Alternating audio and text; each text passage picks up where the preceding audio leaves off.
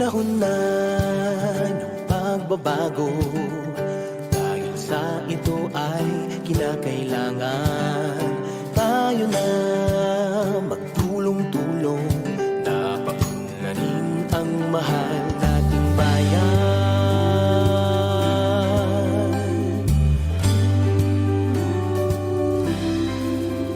Panahon na pagbabago, ay iayos ang mga dapat ayusin.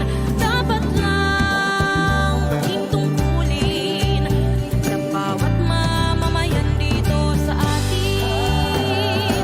Gawin ang pagbabago tungo sa pag-asenso, magsikap na mabuti at nang guminhawa tayo.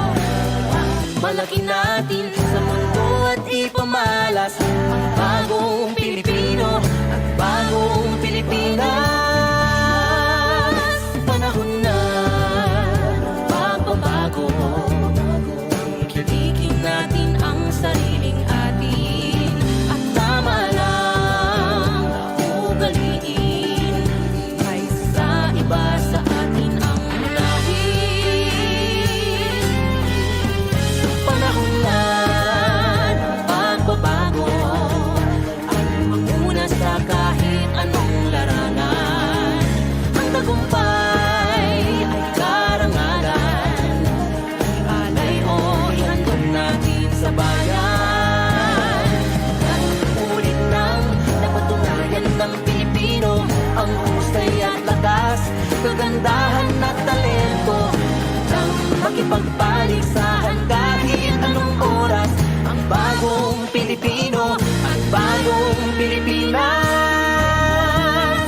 Panahon na ng pagbabago, buhay natin ay gawing maaliwalas.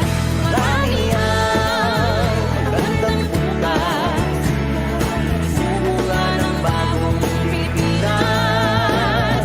Gawin ng pagbabago patungo sa pag-asenso, magsikap na mabuti at nang guminhawa tayo. Ipagmalaki natin sa mundo